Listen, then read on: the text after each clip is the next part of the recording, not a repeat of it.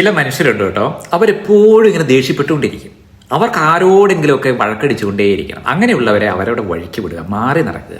കാരണം അവർ സത്യത്തിൽ നിങ്ങളോടല്ല ദേഷ്യപ്പെടുന്നത്, അവരവരുടെ ഉള്ളിൽ അവരോട് തന്നെ യുദ്ധം ചെയ്തുകൊണ്ടിരിക്കുകയാണ്. എല്ലാവരും നിങ്ങളെ മനസ്സിലാക്കിക്കൊള്ളണമെന്നൊന്നുമില്ല. അതിൽ നിന്ന് നിങ്ങൾ മനസ്സിലാക്കേണ്ടത് എന്താണെന്നറിയോ? നിങ്ങൾ ജനിച്ചിരിക്കുന്നത് നിങ്ങളുടെ ജീവിതം ജീവിച്ച് മുന്നോട്ട് പോകാനാണ്, അല്ലാതെ മറ്റുള്ളവരെ നിങ്ങളുടെ ജീവിതം കാണിച്ചു കൊടുക്കാനോ മനസ്സിലാക്കിച്ചു കൊടുക്കാനോ വേണ്ടിയിട്ടൊന്നുമല്ല. ആളുകൾ നിങ്ങളെപ്പറ്റി നിങ്ങളുടെ പുറകിൽ നിന്ന് പലതും സംസാരിക്കും, സാരമില്ലെന്നേ. അപ്പോൾ മനസ്സിലാക്കിക്കൊള്ളുക, അവരിപ്പോഴും നിങ്ങളുടെ പുറകിൽ തന്നെയാണ്. നിങ്ങളാണ് അവരെ കഴിഞ്ഞ് മുന്നിൽ. നിങ്ങളെ മറികടക്കാൻ അവർക്ക് ഇപ്പോഴും ആയിട്ടില്ല. നിങ്ങൾ എത്ര നല്ലവരായാലും ആളുകൾ നിങ്ങളെ ജഡ്ജ് ചെയ്യുന്നത് അവരവരുടെ അരക്ഷിതാവസ്ഥയിൽ നിന്നാണ്, അവരുടെ ഇൻസെക്യൂരിറ്റിയിൽ നിന്നാണ്.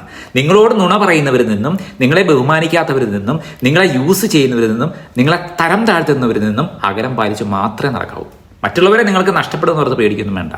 മറ്റുള്ളവരെ പ്രീതിപ്പെടുത്താനും തൃപ്തിപ്പെടുത്താനും ഇറങ്ങിത്തിരിക്കുമ്പോൾ നിങ്ങൾക്ക് നിങ്ങളെ തന്നെ നഷ്ടമാകാതിരിക്കാൻ ശ്രദ്ധിക്കുക. നമ്മുടെ ജീവിതം എന്ന് പറഞ്ഞാൽ മറ്റുള്ളവർക്കെതിരെയുള്ള യുദ്ധമൊന്നും അല്ലല്ലോ. നിങ്ങളുടെ മുന്നിൽ ആരാണ് പിന്നിൽ ആരാണ് എന്ന് നോക്കി കമ്പയർ ചെയ്ത് നിങ്ങളുടെ സമയവും എനർജിയും വെറുതെ നഷ്ടപ്പെടുത്താതിരിക്കുക. അവനവൻ്റെ കാര്യം നോക്കി ജീവിക്കുക. Focus on yourself. ശരികളിൽ നിന്നാണ് നിലപാടുകൾ രൂപപ്പെടേണ്ടത്. അത് മറ്റുള്ളവർക്ക് ബാധകമാകണമെന്ന് ഒരു നിർബന്ധമില്ല കേട്ടോ.